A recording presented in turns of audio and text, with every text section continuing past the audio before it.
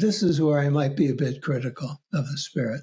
I feel that a great deal, from my point of view now, as much as I am engaged in the spiritual life and want to teach it and read about it all the time, I feel that oftentimes it is an escape. And I think that it would do people who practice their spiritual life, it would be very good for them to do a sort of psychoanalysis of their spiritual practice, to try to explore psychologically what they are doing, and to see if there are elements deep within them that are not the best, that are weakening their practice. Well, I think to dive in directly into your work, you've mentioned that your focus on soul, your work on soul has been the reason for you to go your own way outside of university. And I found the way you speak about soul and the way you define it in a very metaphorical, sort of symbolic, gentle way to be fascinating. And I just want to read an extended passage from your book, Care of the Soul, where you speak about soul and spirit. And I think many audience members of my channel are very interested in spirituality and growing spiritually. And here your comment is, I continue to accent the difference between soul and spirit. Spirit directs your attention to the cosmos and the planet, to huge ideas and vast adventures, to prayer and meditation and other spiritual practices, to a worldview and philosophy of life. Spirit expands your heart and mind, gives you vision and courage, and eventually leaves you with a strong sense of meaning and purpose. Soul is more intimate, deep and concrete. You care for your soul by keeping up your house, learning how to cook, playing sports or games, being around children, getting to know and love the region where you live. Soul allows you to become attached to the world, which is kind of love. Spirit inspires, while soul delves deep into the complexities of an issue. Spirit likes to have a planning meeting, soul likes to have a long and deep conversation. Spirit prefers detachment, while the soul sinks into its attachments to places, people, and home. The two dimensions are both important and valuable. You don't need to balance them because balance is too perfect, a spirit idea in the first place. It's enough to give to each what it wants and needs in the moment. So, as somebody very much identified, I think is the right word, with spiritual seeking and spiritual development, I see how often this has come at the cost of my soul development, soul experience. So could you talk a little bit about how these two dimensions of life work together, and also the conflicts that may arise when we are neglecting one or the other? There's one thing that I think about often. I don't hear much about it. Is the shadow of spirit, or the tendency of spirit to get us into trouble or not to help us. There are some dangers in the spiritual life.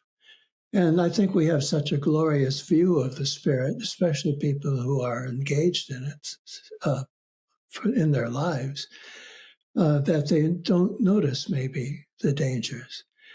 For example, one danger, I think, is for some people anyway, is focusing so much on ideals and on their own development, like learning to meditate, and maybe to approach to try to find a kind of mysticism that is, in a way, very so high that it creates a distance from ordinary life. And I've known people, of course, in the monastery when I lived there, I knew people who were hurting their bodies by not eating. They thought that not eating was a spiritual practice for them. If they would eat as little as they could, they thought that was good. It made them more spiritual. And I thought that was very, very bad idea. because they were getting sick doing this. They were hurting their bodies. But they felt that, see, there's a masochism sometimes in spiritual life where people take pleasure in suffering, and doing without. I lived under a vow of poverty, which didn't mean not having necessities. It meant toning down possessions, but also sharing everything you own with the community you're in. And that was okay. I enjoyed that to some extent. But some people went too far with that. And they tried to live without things, without things in their life. And they lost pleasure. They thought it was good not to have pleasure in life. And these are all, I think, dangers in the spirit. And it makes sense to me because spirit, in the biggest sense of the term, rises above. It wants to go up the ladder. You hear a lot about ascension. You don't hear much about going down. But in the realm of soul, it's all about going down, deepening, going deeper. And so I think that these two ways are really helpful to each other. So imagine someone who wants to meditate, but that means that they want to meditate as part of their life. And another part of life, they may want to really enjoy what life has to offer in its in physical ways, in food and in possessions.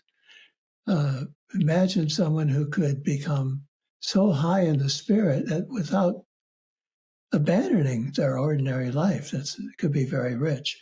An example of that to me is my namesake, Thomas More of England. Yeah, I've been studying his life all my life because of our names. And he was a lawyer, and he had a big house on the river, on the Thames River. And he loved good food. He did practice very strong ascetic things. I mean, he wore a hair shirt, people said, for penance. He could be very extreme in the spirit, but at the same time, he lived a very worldly life. And he was a Chancellor of England, and he was very involved as a lawyer in ordinary life. And he had a tremendous sense of humor and loved pleasure. He was an Epicurean in some ways. And so I've taken him as a model for this bridging of soul and spirit. You can do both. There's no reason why not. You don't have to understand how they all fit together. You have to live with such a broad approach to life that you can include the strong practices of the spirit and a full engagement in life. And do you think that if we take soul and spirit separately, and if we take the ultimate direction, or let's say destination to which each one is pointing, do you think that, for example, to satisfy the needs of spirit completely, we cannot also satisfy the needs of the soul? So if I give a simple example, I want to be present as a father and as a husband, and I want to take care of our home, but I cannot do this and also become completely detached and free and non-identified with a sense of personal identity and completely liberated. So is there a conflict, or is there a way to go beyond this conflict? Yes, there is. I think what it is something that Hillman came up with early in his career. The language is a little difficult for some people, but he called it psychological polytheism. That was one of the first articles he sent me before we met and we were exchanging letters. And it changed my life, really. It changed my life, because what that means, polytheism doesn't mean religion there. It means that psychologically, or as a person, you can see yourself as having multiple elements in you. Not parts, not like you're a puzzle with all these parts, but there are different movements and desires and possibilities in your life that are not easily reconciled. Polytheism means that they are really different. And the example that he would, of course, use would be Greek polytheism, where you have these gods and goddesses who represent the different powers in life, and they are separate. You can't get them together. They have, even in the mythology, these gods and goddesses have trouble really being together because they represent such different things. So I think that's the clue. You don't try to figure it out. What you do is you go as far as you can and want to in your spiritual life, and you make room in yourself and in your life to go as far as you can in those things of the world. And you don't worry about, you could go as far as you want in that spiritual practice and still go very, very full into life. Why see a contradiction there? I don't think that's necessary. It's in your frame of mind. I think if you are thinking opposites and thinking that, oh, you can't do both, that's your problem. You can do both. You have to come to a point where you can accept that. I find in my teaching that students have a great trouble with this idea of the psychological polytheism, because they're so ingrained with unity and having things make one sense instead of being able to live with things not actually working out together too well. But you live it anyway. You find it in yourself how you can do both things. This reminds me of, my latest video is on the 10 Oxfording pictures of Zen Buddhism, the 10 stages of cultivation and awakening. And it's interesting in these stages how a big part of the sequential path involves letting go, detachment, and increasingly transcendent states of experience. But then the culmination of the path, the end of the path, leads back to normal, ordinary, very grounded, and now I have this new word that I can use, very soulful life. And in that sense, I know it doesn't always make sense to speak about better and worse, but in this sense, perhaps cultivating this soulful life, returning to the soul, returning to the ordinary everyday experience, is a supreme spiritual achievement in some way. Do you have any comments on this? Oh, yes. I have been interested. I have a book called A Religion of One's Own, where I explore this. And I say that I have my own desires to be a mystic. I love the mystics, and I understand that. And I can be mystical at the piano. I can reach heights of mysticism for me. Not that I play that well, but I can play. So I'm at the piano and my fingers are engaged and my body is engaged, my emotions and my fingers, and certainly my mind. And I'm fully engaged in that. And if I play certain music, I think that it is by nature mystical music.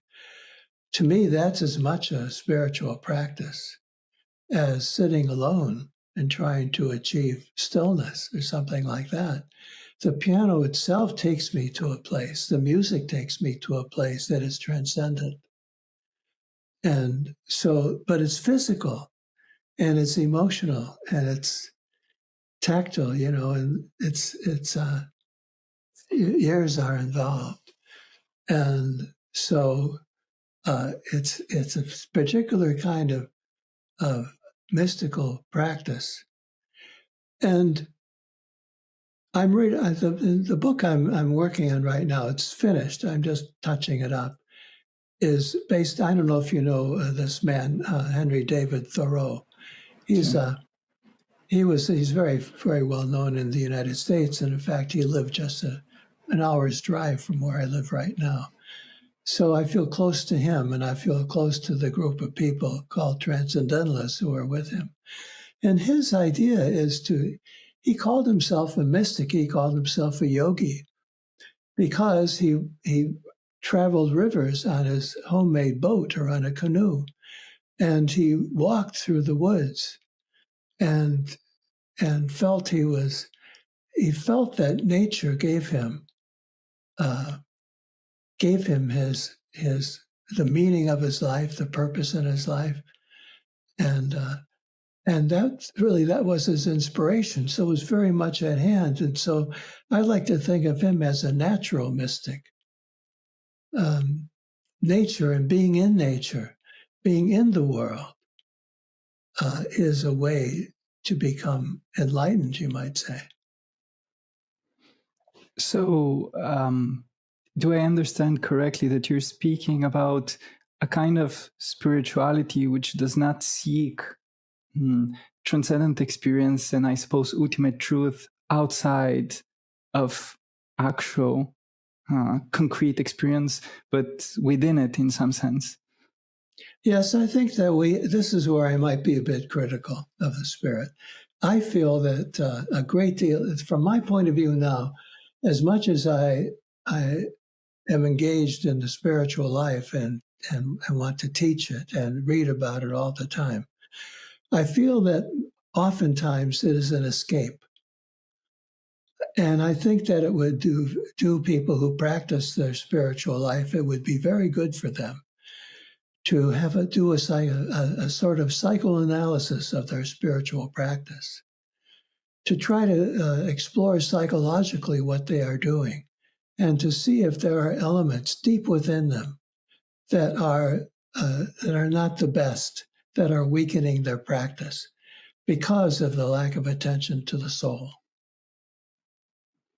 This is actually one of the most common challenges that gets brought up in our community.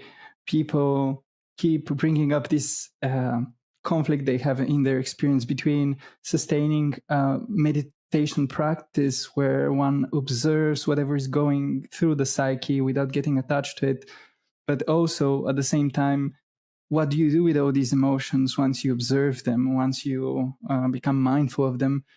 Do you just dissociate? Is this the solution? It appears that this is not the solution. But then once you start to engage with them, do you then lose the mindfulness? Do you lose all that spiritual cultivation? No. Yeah, what's your take on this? That's the whole point. You don't have to lose any of it. That's what I keep saying. You can do both. See, from my point of view, there's a place for attachment and a place for detachment. There's a place for both. And not to try to figure them out, to intellectually try to understand how they can both work together, but to find it in yourself, a big enough space within yourself to be able to do both and to find value in both and to live not a separate or fragmented life at all, but to realize that we are not this solid mass. That's not who we are. We're not one thing. So we don't have to see. I hear you making these contradictions between things, and I don't see the need for them. I don't feel them. I feel that I'd rather feel comfortable with both detachment and attachment. I like both. I think they both help a great deal. You don't have to sacrifice anything in your Buddhist practice in order to live a soulful life. Yeah, I've heard somewhere that one of your key inspirations is the Tao Te Ching. I hope I'm pronouncing it kind of correctly. Yes, and there again and again, there's the the universal insight of, you have these seeming opposites of experience, the yin and the yang and so on. And then how much of practice is essentially non-action and allowing these things to work to kind of work themselves out, and not even work themselves out, but kind of achieve their own harmony, which arises once you don't try to intervene in some way. And this is something you mention also in Care of the Soul, where you speak about how a physician is there to make space for nature, in this sense, the nature of the psyche, the unconscious, and so on, to work its own magic, let's say, and to find its own way. So this is something that is very interesting to me in your work.